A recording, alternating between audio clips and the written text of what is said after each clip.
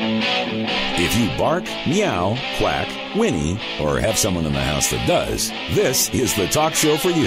It's the Mid-Michigan Pet Expert Talk Show on 1320 WILS. Welcome back to the Mid-Michigan Pet Expert Talk Show. Rick, in this segment, we've got a very, very interesting and unique perspective we're going to be talking with. We have as our guest on the line George Zimmerman, who happens to be the Vice President for Travel Michigan, which is the group that puts all of those incredible Pure Michigan ads on the air. I'm sure you've seen them on TV and on the radio and the billboards. But George has done some very interesting work when it comes to traveling with pets. And that's going to be the conversation we're going to have this morning. Good morning, George. Good morning.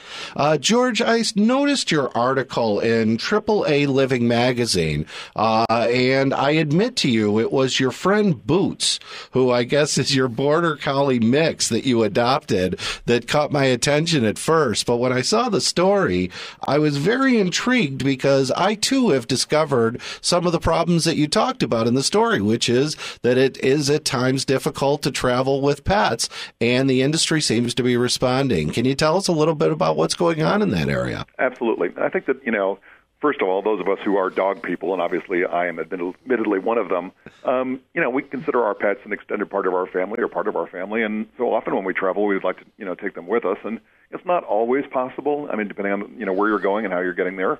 But there are many times when it is possible, and I will say that I have seen the travel industry in Michigan and other places respond to that. And there are many places that allow pets and overnight accommodations and other facilities, and so you're basically allowed to have that great vacation or weekend getaway experience with your pet with you, which we often do with Boots. Would you tell us kind of from a historical perspective over the last 10 or 15 years, how has the industry changed to accommodate pets? Yeah, I think there's a lot more pet-friendly travel.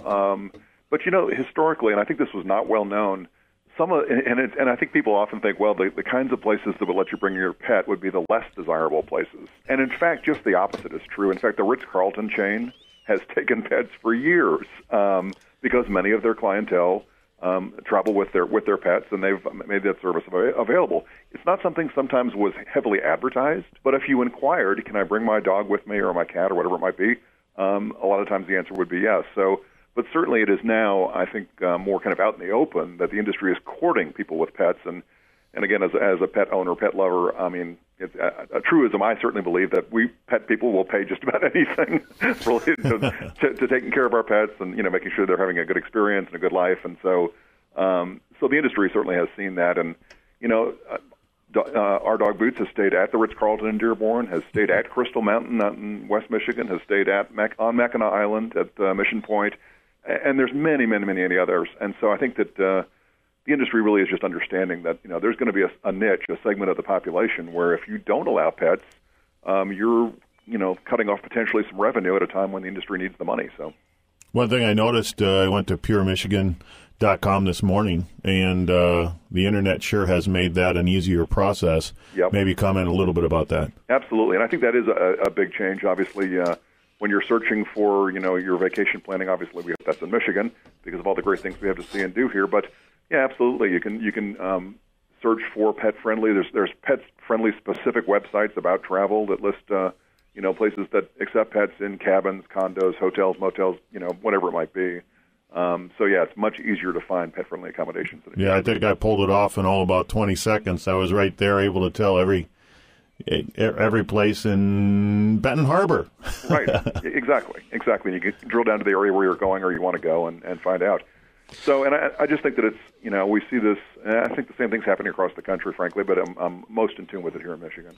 We're talking with George Zimmerman, Vice President of Travel Michigan, about the issue of traveling with pets. George, can you tell me, what do the various hotels do in order to accommodate those people who might not be as pet-friendly or might not feel as good about other people having their dogs with them? How are they dealing with that issue specifically? That's a great question, and I think that the smart ones have found ways to segregate to some extent, if possible. And I'll give you a perfect example in Michigan, or a couple of them. One is Mission Point on Mackinac Island.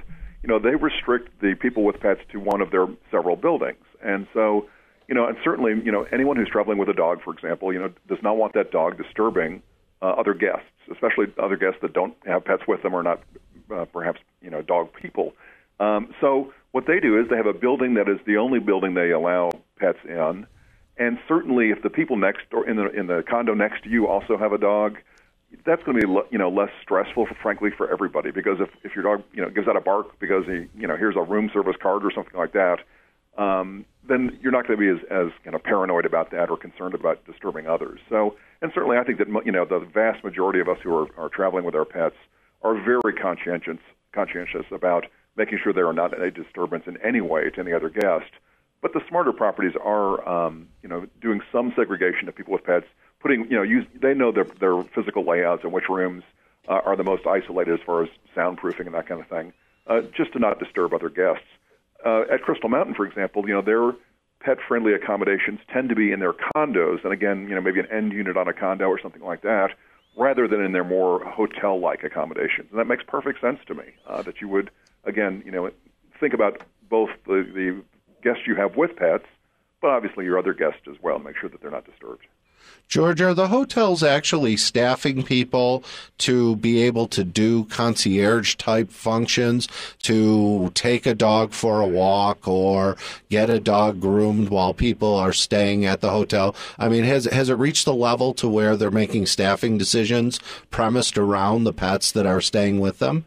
Certainly, nationally, that's going on. I haven't seen quite as much of that in Michigan yet, but I won't be surprised if we do. I mean, there are certainly hotels nationally that entire floors of a downtown hotel, for example, are a dog-friendly floor, and they're going as far as offering dog walking services, dog sitting services. So if you just don't want if you're going to the theater and you don't want your dog to be by himself or herself, you can actually employ someone to just kind of hang out in your room with the dog and play with them.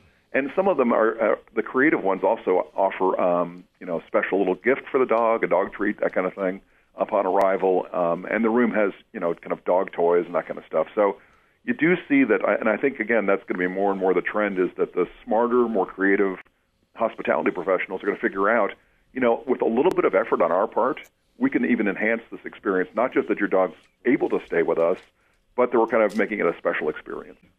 So through your job, have you spent any time marketing to that? Has that ever come up in conversations when you're consulting or focusing on advertisement for this travel through Michigan? Yeah, the Pure Michigan campaign is such a kind of a broad branding campaign that we don't get into those kind of details in our advertising. But certainly on the public relations side and on the social media side, it's something that does come up. And so whether we're talking to a journalist who might be interested in it, or doing an interview like this one on the radio, or if there are questions about pet travel, we've got a big presence now on Facebook. There's a Pure Michigan page there. It's got about 40,000 fans to it. And so that dialogue takes place in those places, certainly, but not so much in the advertising. Sure. Now, George, I noticed that in your article you talked a lot about how the RV parks have really done a good job of accommodating some of the various pets. Tell me a little bit about that, because there are a lot of people who, when they do travel by RV, it's a much longer trip. And to have your pet with you, I would imagine, requires a lot more details in terms of pet care. Well, and I'm actually convinced that a lot of the appeal of RV travel has to do with dogs. That frankly, a lot of people, enjoy that mode of transportation. And one of the reasons they enjoy it is because, you can take the whole family, including the family pets, along with you. And so, again, the smarter RV park operators, and we have traveled by RV with our dog. And, the smarter ones had, dog parks inside the RV park where you could run your dogs. And, again, just a little bit of effort by the RV park operators to make that experience even greater. And so certainly if you're, doing a Michigan RV park tour and you're traveling with your dog, the fact that, particular RV parks have got those kind of special things. And again, to me, one of the best ones is because the dog's been cooped up in the RV all day, potentially, is, just have a fenced dog park area where the dog can run free in a safe environment.